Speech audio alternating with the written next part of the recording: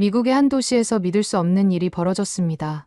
가게에 파리만 날리는 바람에 폐업을 앞두고 있던 한 고깃집이 한국에 이것을 들여놓은 후 해당 지역에서 예약이 가장 어려운 유명 맛집으로 변신했기 때문인데요. 더욱 놀라운 건 이 식당을 찾는 손님들의 특별한 행동입니다. 손님들은 식사가 끝났는데도 자리를 뜨지 않고 오히려 어딘가에서 줄을 다시 서기 시작한다고 하는데요. 현지 주민들뿐만 아니라 인근 지역에서 온 사람들까지도 이젠 이걸 먹지 않으면 소화도 잘 안 되는 것 같다며 날마다 이 식당 앞을 가득 메우고 있다고 합니다. 도대체 이 식당 주인은 한국에서 무엇을 가져왔기에 이토록 미국인들을 열광시킬 수 있었던 건지 함께 알아보러 가실까요? 안녕하세요. 저는 미국에서 작은 식당을 운영하는 제니퍼예요. 오늘은 제가 한국에서 겪은 특별한 이야기를 들려드리려고 해요. 사실 제가 몇 년 전까지만 해도 한국이라는 나라에 대해 별로 관심도 없었고 오히려 편견을 가지고 있었거든요. 하지만 지금은 한국이 제 삶을 구해준 은인이나 다름없어요. 제 인생을 완전히 바꿔놓은 특별한 경험을 했기 때문이에요. 그때를 생각하면 아직도 마음이 아파요. 매일 아침 텅 빈 가게 문을 열면서 무력감에 시달렸거든요. 테이블마다 쌓이는 먼지를 닦으면서 이렇게 장사를 계속해도 될지 끝없는 고민에 빠졌었어요. 밤마다 장부를 보면서 적자 숫자를 보고 있으면 눈물이 나올 것 같았죠. 특히 저는 혼자서 모든 걸 해내야 했기 때문에 더 힘들었어요. 주방에서 요리하는 것부터 서빙, 장보기, 청소까지 전부 제가 해야 했거든요.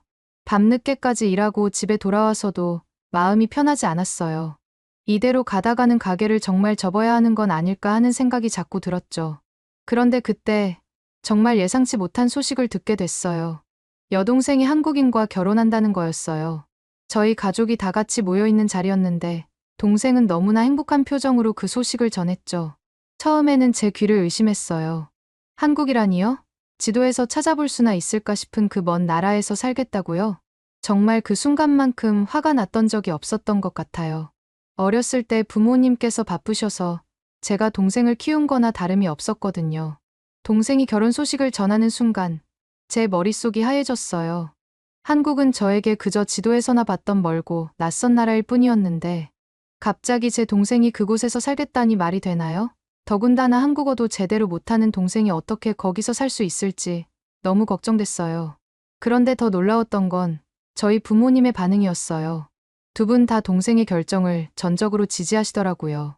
엄마는 동생의 손을 꼭 잡고 계셨고 아빠는 흐뭇한 미소를 지으시면서 동생의 어깨를 토닥이고 계셨죠. 저는 그 모습을 보면서 더욱 화가 났어요. 왜 저 혼자만 이렇게 불안해하고 걱정해야 하는 건지 이해가 가지 않았습니다. 그날 밤 침대에 누워서도 잠을 이루지 못했어요. 제 가게는 망해가고 있는데 동생은 갑자기 이런 큰 결정을 내리고 모든 게 너무 혼란스러웠죠. 이불을 뒤집어 쓰고 울었던 기억이 나요. 그때는 몰랐는데 지금 생각해보면 제가 동생을 걱정하는 것보다는 제 자신의 실패가 더 두려웠던 것 같아요. 하지만 동생은 제 반대에도 불구하고 결혼을 했고 한국으로 떠났어요. 처음에는 연락도 안 받으려고 했는데 동생이 매일같이 전화를 걸어왔어요. 처음에는 짜증났지만 점점 동생의 목소리가 기다려지기 시작했죠. 매일 전화로 들려주는 한국에서의 이야기들이 신기하기도 했고요. 그러다 어느 날 동생이 저를 한국으로 초대했어요. 처음엔 단순한 안부 전화로 시작됐는데 제 목소리에서 지친 기색을 느꼈던 모양이에요. 동생은 저의 힘든 상황을 걱정하면서 비행기 표부터 숙박까지 모든 걸 자기가 책임지겠다고 했어요. 새로운 환경에서 잠시라도 휴식을 취하면서 마음의 여유를 찾으라는 거였죠. 사실 동생의 제안을 들었을 때 마음 한켠에서는 작은 설렘이 있었어요. 하지만 현실적인 걱정이 더 컸죠. 매일 아침 문을 열고 손님들을 맞이하고 혼자서 모든 걸 해내야 하는 가게를 놓고 떠난다는 건 상상조차 할 수 없었거든요. 그래서 처음에는 단호하게 거절했어요. 여행은커녕 가게 문을 하루라도 닫을 여유가 없다고 생각했으니까요. 하지만 통화를 하면 할수록 동생의 진심이 전해졌어요. 동생은 한국에서의 자기 삶이 얼마나 달라졌는지, 그곳에서 찾은 행복이 얼마나 특별한지를 이야기하면서 제게도 그런 변화의 기회가 필요하다고 했어요. 처음에는 그저 과장된 말처럼 들렸지만 동생의 목소리에 담긴 진정성이 제 마음을 조금씩 흔들어 놓았죠. 혼자 고민하는 시간이 길어질수록 제 현실을 더 또렷하게 마주하게 됐어요. 매일 같은 자리에서 같은 일을 반복하면서 제 삶은 점점 더 좁아지고 있었거든요. 더 이상 가게에서 혼자 괴로워하고 싶지 않았어요. 어차피 이대로는 아무것도 변하지 않을 것 같았죠. 결국 며칠 후 동생에게 다시 전화를 걸었어요. 짧게 다녀오겠다고, 너무 기대하지는 말라고 했죠. 그때는 몰랐어요. 이 결정이 제 인생에 어떤 변화를 가져올지는요. 그저 잠시 도망치듯 떠나는 여행이라고만 생각했으니까요. 하지만 지금 생각해보면 그때 그 용기를 내길 정말 잘했다는 생각이 들어요. 한국에 도착했을 때의 첫 느낌을 잊을 수가 없어요. 겨울이었는데 정말 춥더라고요. 미국에서도 추운 건 겪어봤지만 이건 완전히 달랐어요. 얇은 코트를 입고 공항을 나서는 순간 찬바람이 뼛속까지 파고드는 것 같았죠. 공항에서 나와 차를 타고 이동하면서 창밖을 봤는데 정말 놀라웠어요. 빽빽하게 들어선 아파트들이 끝없이 이어졌거든요. 처음에는 그렇게 많은 사람들이 아파트에 사는 게 이해가 안 됐어요. 미국에서는 보통 주택에 사는 게 일반적이니까요. 솔직히 말하면 좀 답답해 보이기도 했죠. 그런데 동생의 아파트에 들어서는 순간 제 생각이 완전히 바뀌었어요. 현관문을 열자마자 따뜻한 기운이 느껴졌거든요. 특히 바닥에서 올라오는 온기가 정말 특별했어요.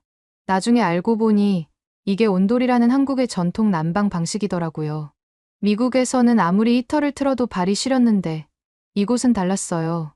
아파트 내부를 둘러보면서 정말 많이 놀랐어요. 처음에는 작아 보였는데 들어가 보니 공간 활용이 정말 대단했거든요. 구석구석 수납장이 있어서 모든 물건들이 깔끔하게 정리되어 있었고 주방과 거실이 연결된 구조도 너무 효율적이었어요. 미국에서는 이런 걸 본 적이 없었죠. 특히 화장실에서 또 한 번 놀랐어요. 바닥이 따뜻한 건 기본이고 환기 시스템도 완벽했거든요. 미국에서는 겨울만 되면 화장실이 얼음장처럼 차가워서 고생했는데 여기는 그런 걱정이 전혀 없더라고요. 작은 공간이지만 이렇게까지 세세하게 신경 쓴 게 정말 인상적이었어요. 동생이 저녁 식사로 유명한 고깃집에 데려갔을 때의 일도 잊을 수가 없어요.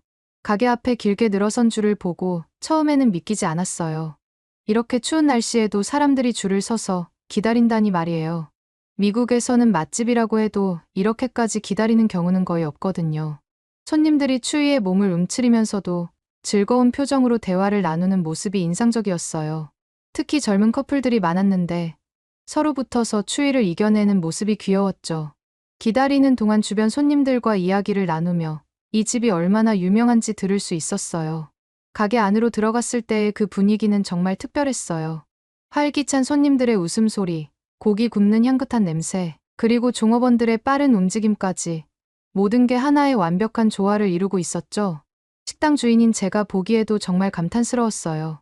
테이블마다 연기가 모락모락 피어오르는 모습이 마치 작은 구름처럼 보였고 손님들의 만족스러운 표정이 곳곳에서 보였어요. 종업원들은 마치 무용수처럼 테이블 사이를 자연스럽게 오가며 손님들을 응대하고 있었죠.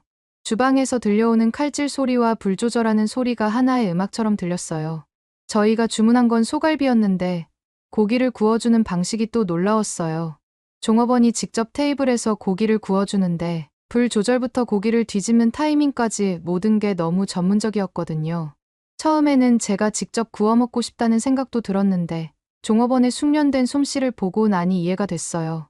고기의 두께에 따라 불의 세기를 조절하고 기름이 타지 않게 자리를 옮겨가며 구워주는 모습은 마치 예술 같았어요. 특히 고기를 뒤집을 때마다 지글지글 소리와 함께 퍼지는 향이 입맛을 돋웠죠. 그리고 테이블에 차려진 반찬들의 양에 또 한 번 놀랐어요. 저희가 주문한 건 고기 하나뿐이었는데 테이블이 가득 찰 정도로 많은 반찬들이 나왔거든요. 더 놀라운 건 이 모든 게 공짜라는 거였어요. 식당 운영자의 입장에서 보면 정말 이해가 안 되는 부분이었죠. 이렇게 많은 걸 공짜로 제공하고도 어떻게 수익이 날 수 있을까 하는 의문이 들었어요. 신선한 상추와 깻잎, 마늘, 고추까지 각종 쌈거리도 계속해서 리필해 주는 걸 보면서 미국에서의 식당 운영 방식과는 완전히 다르다는 걸 실감했어요. 김치부터 시작해서 숙주나물, 파절이, 콩나물 무침 등 정성스레 준비된 반찬들을 보며 주방장의 손길이 얼마나 많이 갔을지 생각하게 됐죠. 이런 경험은 미국에서는 상상도 할 수 없는 거였어요. 손님들을 위해 이렇게까지 신경 쓰는 모습을 보면서 제가 운영하던 식당의 서비스에 대해 다시 한번 생각해보게 됐죠. 특히 종업원들이 수시로 테이블을 확인하며 필요한 것이 없는지 살피고 숯불이 약해지면 바로 교체해주는 섬세함은 정말 인상적이었어요. 게다가 고기를 먹기 좋게 잘라주고 쌈을 싸먹는 방법까지 친절하게 설명해주는 모습을 보며 진정한 서비스의 의미를 깨달았답니다. 가게를 나오면서 문득 눈에 띈 작은 커피 자판기가 제 발걸음을 멈추게 했어요. 처음에는 그냥 지나치려고 했는데 동생이 제 팔을 살짝 잡더라고요. 호기심에 저건 뭐야? 왜 고깃집 앞에 커피 자판기가 있어? 라고 물어봤죠. 동생은 웃으면서 이게 한국에서 흔히 볼 수 있는 믹스커피 자판기라고 설명해주기 시작했어요. 특히나 고기를 실컷 먹고 난 후에 입가심용으로 즐겨 마시는 음료라고 하더라고요. 율무차도 있다면서 이런 서비스가 한국에서는 흔하다고 말해주었죠. 입가심용 커피, 고깃집에서 이런 걸 제공한다고? 하면서 저는 놀라지 않을 수 없었어요. 자판기 앞에 서서 보니 깔끔하게 정돈된 이쑤시개 통과 함께 있는 모습이 왠지 정겹게 느껴졌어요. 가격표를 보고 또 한 번 놀랐죠. 고작 100원이라니. 미국에서는 자판기 커피도 최소 1달러는 넘는데 말이에요. 호기심에 버튼을 눌러봤는데 아무런 반응이 없어서 당황스러웠어요. 이거 고장난 거 아니야? 라고 말했더니 동생은 제 어리둥절한 표정을 보더니 웃으면서 언니, 100원을 넣어야 작동해. 라고 알려주었죠. 그러더니 고깃집 안으로 들어가서 100원을 가져왔어요. 100원. 이 커피가 정말 100원밖에 안 한다고? 심지어 가게 안에서 100원을 주는 거면 뭐하러 돈을 받는 거야? 하면서 저는 또 한 번 충격에 빠졌어요.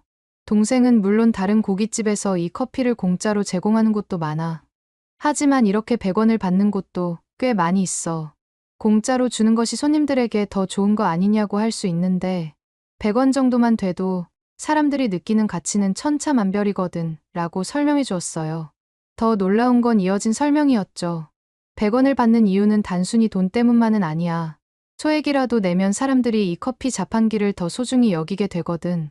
동생의 말을 들으니 정말 한국 사람들은 약간의 센스를 발휘해서 자판기를 편하게 관리할 수 있구나라는 생각이 절로 들더군요. 그렇게 동생은 가게 안에서 가져온 동전을 자판기에 넣자 자판기가 윙윙거리는 소리를 내며 작동하기 시작했어요. 하얀 종이컵이 떨어지고 갈색 액체가 천천히 흘러내리는 걸 지켜보았죠. 처음에는 컵의 반도 차지하는 양을 보고 실망했어요. 이래서 100원인 거 아냐? 양이 이렇게 조금 나오다니. 라고 투덜거렸더니 동생이 웃으면서 믹스커피는 원래 이렇게 나오는 게 딱 좋아. 종이컵 한가득 물을 넣으면 맛이 싱거워져서 제대로 된 맛을 느낄 수 없거든. 라고 설명해 주었어요. 첫 모금을 마시는 순간 제 생각은 완전히 바뀌었어요. 진한 커피 향과 달콤한 맛이 입안 가득 퍼졌는데 이건 정말 특별했어요. 생각보다 괜찮네. 라고 말하지 않을 수 없었죠. 미국의 어떤 커피와도 비교할 수 없는 독특한 맛이었어요. 보통 블랙커피만 마시다가 이런 달콤하고 진한 맛을 접하니 새로운 경험이었죠. 이 작은 자판기를 통해 한국의 세심한 배려 문화를 새롭게 발견하게 된 것 같아요. 고깃집에서 이런 디테일까지 신경 쓰다니 고객들이 정말 만족할 수밖에 없겠어라는 생각이 절로 들더라고요. 문득 내 식당에서도 이런 작은 디테일을 추가하면 손님들이 더 만족하지 않을까 하는 생각도 들었어요. 특히 인상 깊었던 건 이런 작은 서비스가 고객을 배려하는 마음에서 비롯됐다는 거예요. 작은 것 하나에도 이렇게 많은 의미와 배려가 담겨 있다니 내가 너무 단순하게만 생각했었나 봐라고 반성하게 됐어요. 미국에서는 보통 이런 세세한 부분까지 신경 쓰는 경우가 드문데 이런 문화적 차이를 발견하니 새삼 놀랍다는 생각이 들더군요. 그날 저녁 동생 부부와 함께 식사를 하면서 정말 놀라운 사실을 알게 됐어요. 현중 씨가 한국에서 꽤 유명한 요식업계 사업가라는 거였죠. 처음에는 그저 평범한 대화로 시작됐는데 동생이 우연히 현중 씨의 사업 이야기를 꺼냈어요. 그 순간 저는 숟가락을 든 채로 그대로 멈춰버렸죠.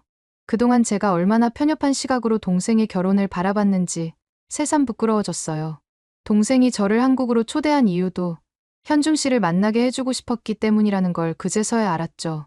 식사 자리에서 현중 씨의 이야기를 더 들을수록 제 마음은 복잡해졌어요. 한편으로는 너무나 자랑스러웠고 다른 한편으로는 미안한 마음이 가득했죠. 그동안 동생의 결혼 생활을 걱정하고 의심했던 제 모습이 떠올라 얼굴이 화끈거렸어요.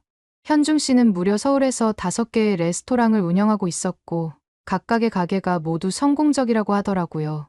용기를 내서 현중 씨에게 제 가게 운영에 대한 조언을 구했어요. 솔직히 말하면 처음에는 망설였어요. 제 무능함이 너무 적나라하게 드러날까봐 두려웠거든요. 하지만 가게 상황이 너무 좋지 않았고 이대로 가다가는 정말 문을 닫아야 할지도 모른다는 절박함이 밀려왔어요.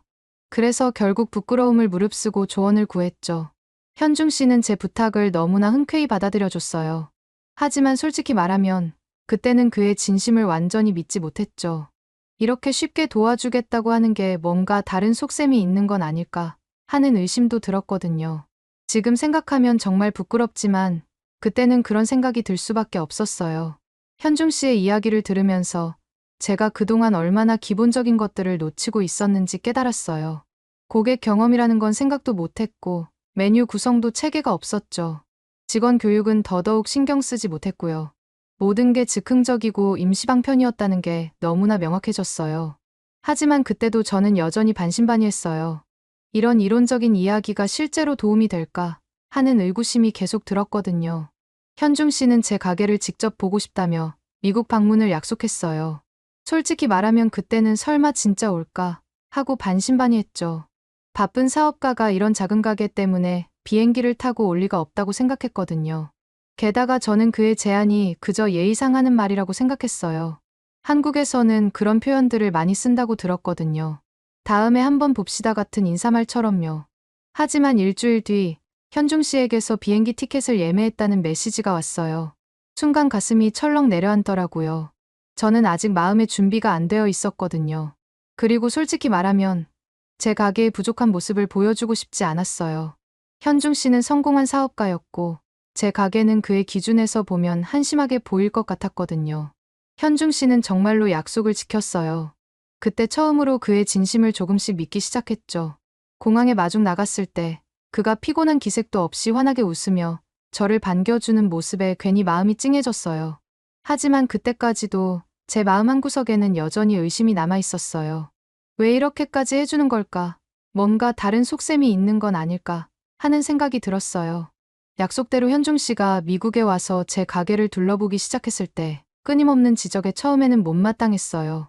입구가 눈에 잘 안 띈다는 것부터 시작해서 테이블 배치가 손님들에게 불편할 수 있다는 것까지 그가 발걸음을 옮길 때마다 새로운 문제점을 지적하더라고요.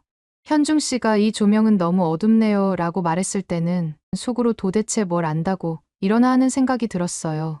심지어 주방을 보더니 이 동선으로는 직원들이 너무 힘들겠어요 라고 말했을 때는 정말 화가 났어요. 제가 5년 동안 운영해온 가게인데 와서 하루 보고 이렇게 말하는 게 너무 거슬렸거든요.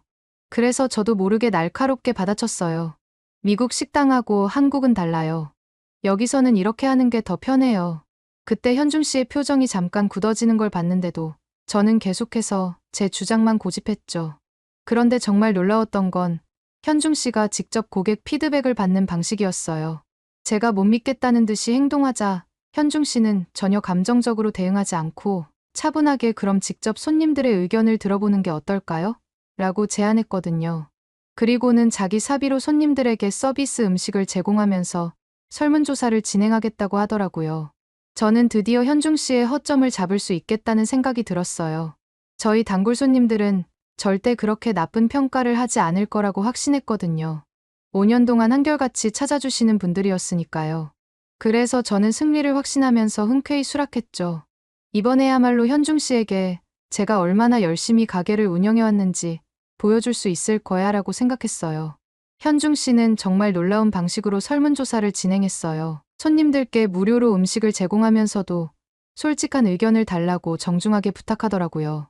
좋은 점도 좋지만 개선이 필요한 점을 알려주시면 더 감사하겠습니다 라고 말하는 모습을 보면서 저는 처음으로 그가 진정한 프로페셔널이라는 걸 느꼈어요. 그리고 그 결과는 제 자신감을 완전히 무너뜨렸죠. 심지어 제가 가장 믿었던 단골 손님들조차 음식이 조금 평범해요. 서비스가 때때로 불친절해요. 분위기가 어두워서 답답해요 라고 평가하시는 걸 듣고 정말 큰 충격을 받았어요. 그제서야 현중 씨의 모든 지적이 정확했다는 걸 인정할 수밖에 없었죠.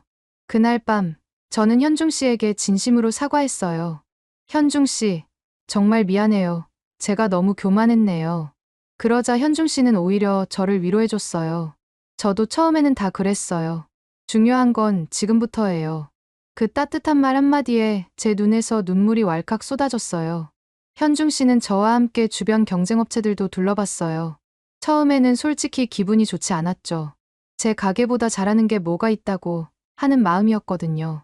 하지만 막상 가게들을 둘러보니 저도 모르게 입이 벌어졌어요.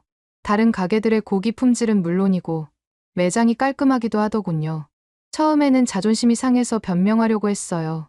저희는 인력이 부족해서 그렇게까지 할 필요가 있나 같은 말들이 목 끝까지 차올랐죠. 하지만 이런 태도로 가게를 운영하면 발전하기는커녕 또 망할 수밖에 없을 거라는 확신이 들었죠. 그렇게 현중 씨의 조언대로 가게를 하나하나 바꿔나가기 시작했어요. 가장 먼저 메뉴부터 손봤죠.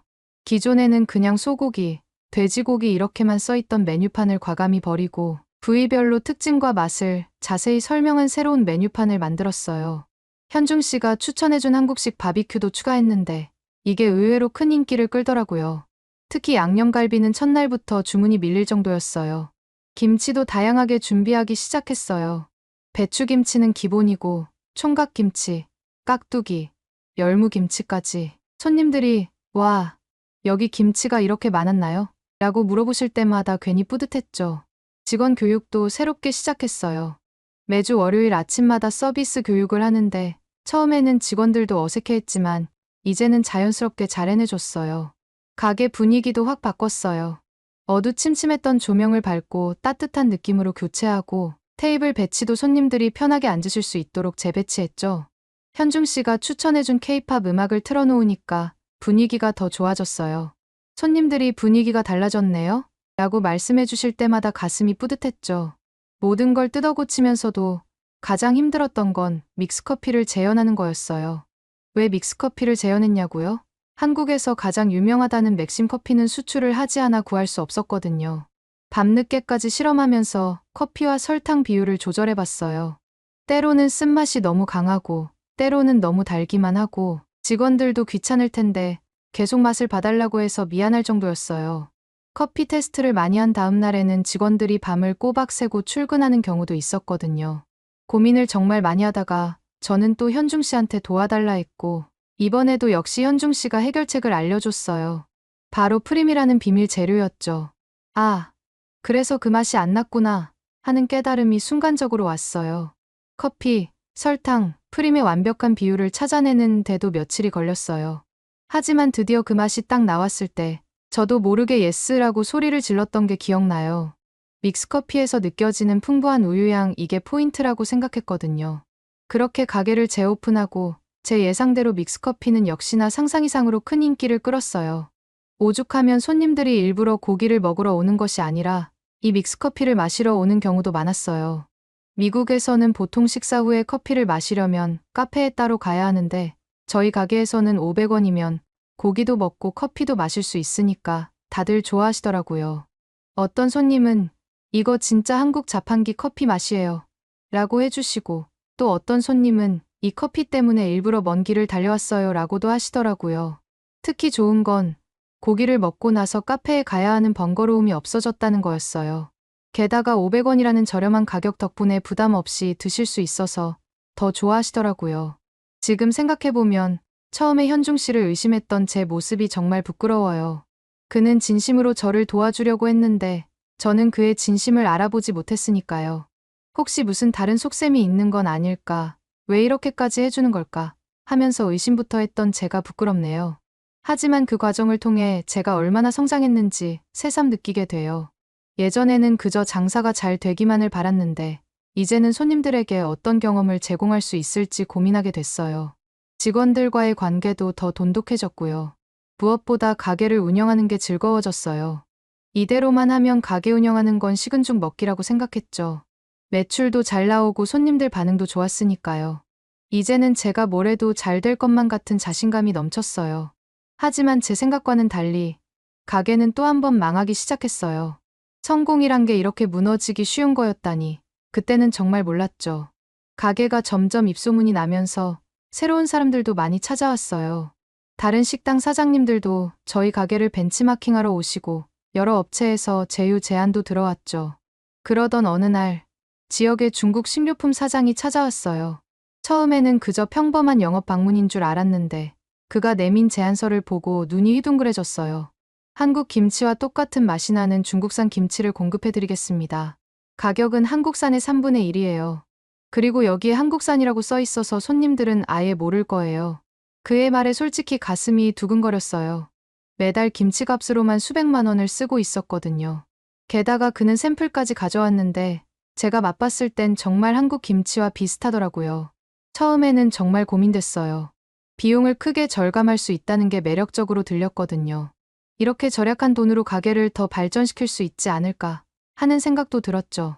하지만 한편으로는 현중 씨가 강조했던 품질과 진정성이 계속 머릿속에 맴돌았어요. 음식에서 진정성을 잃으면 모든 것을 잃는 거예요 라는 현중 씨의 말이 자꾸 떠올랐죠. 하지만 결국 욕심이 이겼어요. 한 번만 시도해보자. 별로 차이 안 날 거야 라는 생각으로 중국산 김치를 구매했는데 이게 정말 큰 실수였어요.